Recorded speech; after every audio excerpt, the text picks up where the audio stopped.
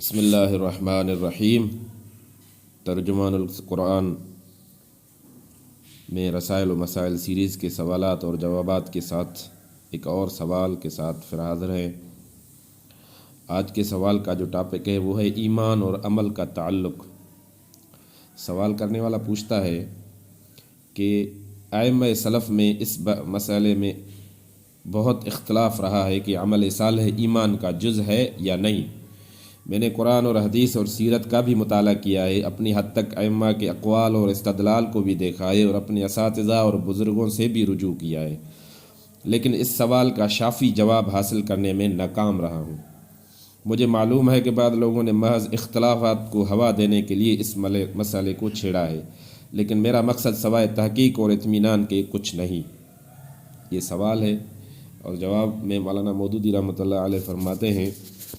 کہ اعمال کے جز ایمان ہونے یا نہ ہونے کی بحث کو خواہ الجھا دیا گیا ہے، ورنہ بات بجائے خود صاف ہے۔ اس میں ایک جہت وہ ہے جو امام ابو حنیفہ رحمۃ اللہ علیہ نے اختیار کی ہے اور وہ بجائے خود حق ہے، مگر اعتراض کرنے والوں نے اسی جہت کو نظر انداز کر کے دوسری جہت سے اس پر اعتراض کر دیا۔ اسی طرح اس مسئلے کی ایک دوسری جہت ہے، وہ ہے جو امام بخاری رحمۃ اللہ علیہ وغیرہ ہم نے اختیار کی ہے اور وہ بھی برحق ہے، مگر رد کرنے والوں نے ایک مختلف جہت سے اس کو رد کرنا شروع کر دیا۔ حقیقت یہ ہے کہ ایمان اپنی اصل کے اعتبار سے شہادت قلب اور تصدیق ذہنی کے سوا کچھ نہیں ہے۔ عمل اس لفظ کے مفہوم میں بداہتاً شامل نہیں ہے۔ آپ خود سوچئے کہ جب کوئی شخص کہتا ہے کہ میں نے فلاں بات مان لی، یا میں اس کا قائل ہو گیا، یا میں نے اس کی صداقت پر گواہ ہوں، تو سننے والا ان الفاظ سے کیا سمجھتا ہے؟ کیا محض عقیدہ اور اظہار، یا اس کے ساتھ کوئی عمل بھی؟ ظاہر ہے کہ یہ الفاظ صرف عقیدہ اور خیال کے اظہار کے لیے بولے جاتے ہیں، اور سننے والا یہ الفاظ سن کر بس اتنا ہی سمجھتا ہے کہ آدمی کے خیالات میں تبدیلی آ گئی ہے۔ ایمان کی یہی حقیقت قرآن اور حدیث سے بھی معلوم ہوتی ہے۔ اللہ تعالیٰ فرماتے ہیں آمن الرسول بما انزل الیہ من ربہ والمؤمنون، سورہ بقرہ، جس کا ترجمہ ہے کہ رسول اس ہدایت پر ایمان لایا ہے جو اس کی رب کی طرف سے اس پر نازل ہوئی ہے، اور جو لوگ اس رسول صلی اللہ علیہ وسلم کے ماننے والے ہیں۔ کی تفسیر خود یوں فرماتا ہے کہ کل آمن باللہ وملائکتہ وکتبہ ورسلہ لا نفرق بین احد من رسلہ وقالوا سمعنا واطعنا غفرانک ربنا والیک المصیر، سورہ بقرہ، جس کا ترجمہ ہے کہ یہ سب اللہ اور اس کے فرشتوں اور اس کی کتابوں اور اس کے رسولوں کو مانتے ہیں، اور ان کا قول یہ ہے کہ ہم اللہ کے رسولوں کو ایک دوسرے سے الگ نہیں کرتے۔ ہم نے حکم سنا اور اطاعت قبول کی، مالک ہم تجھی سے خطا بخشی کے طالب ہیں اور ہم تیری ہی طرف پلٹنا ہے۔ اس تفسیر کی روح سے ایمان کی کوئی حقیقت مان لینے اور قائل ہو جانے کے سوا نہیں ہے، اور نبی کریم صلی اللہ علیہ وسلم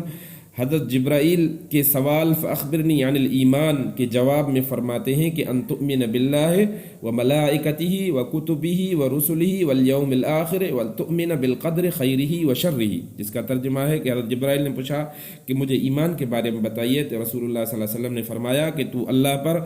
اس کے فرشتوں پر، اس کی کتابوں پر، یوم آخرت پر اور خیر اور شر کی تقدیر پر ایمان لے آؤ۔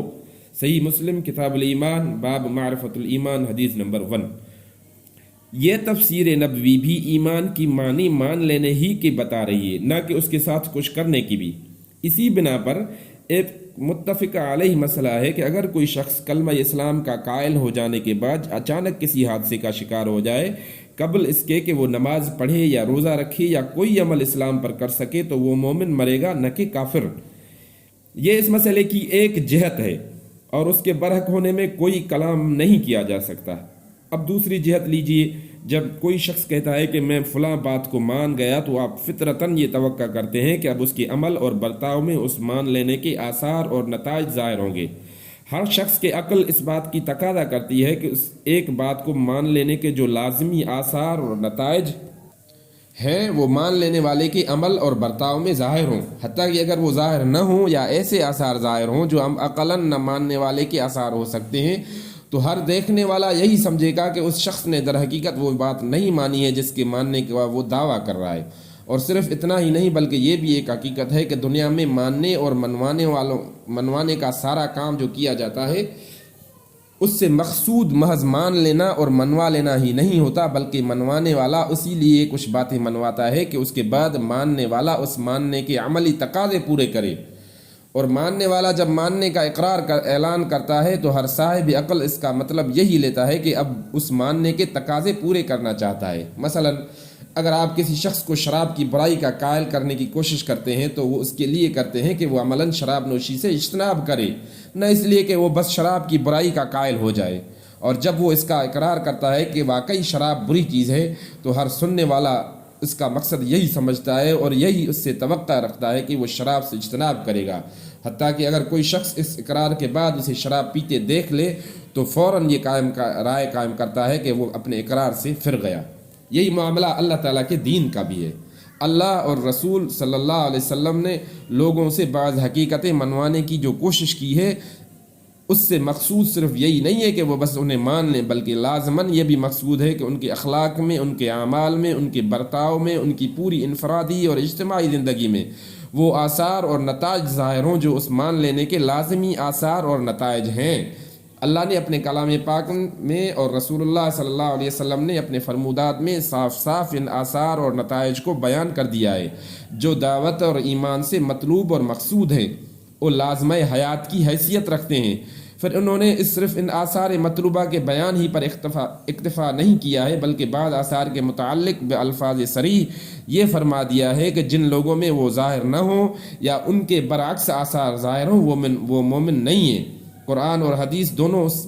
اس کی مثالوں سے بھرے پڑے ہیں جن سے کوئی صاحب علم آدمی ناواقف نہیں ہے، اور ان پر نگاہ ڈالنے سے صاف معلوم ہوتا ہے کہ ایمان اور عمل کے درمیان ایک ایسا تعلق ہے جو منفک نہیں ہو سکتا، چاہے اس کی یہ تعبیر لفظاً صحیح نہ ہو کہ عمل جزو ایمان ہے، مگر بہرحال لازمہ ایمان تو ضرور ہے۔ بلا شبہ محتاط فقہا نے مجرد ترک عمل پر جبکہ اس کے ساتھ کوئی صریح علامت کفر موجود نہ ہو تکفیر سے احتراز کیا ہے، مگر اس کی وجہ دراصل یہ ہے کہ کسی مدعی اسلام کا بے عمل ہونا، یعنی اس کا عملاً غیر مسلمانہ زندگی بسر کرنا، جس طرح اس بات کا احتمال رکھتا ہے کہ اس کا دل ایمان سے خالی ہو، اس طرح اس بات کا بھی احتمال رکھتا ہے کہ وہ غفلت میں مبتلا ہو یا اس کی سیرت میں ضعف ہو۔ ان دونوں احتمالات میں سے کسی ایک کو متعین کرنا ظاہر میں انسانوں کے لیے ممکن نہیں ہے جب تک اس کا کوئی صریح ثبوت نہ مل جائے، لہذا مجرد بے عملی کی بنا پر تکفیر کر بیٹھنا خلاف احتیاط ہے۔ البتہ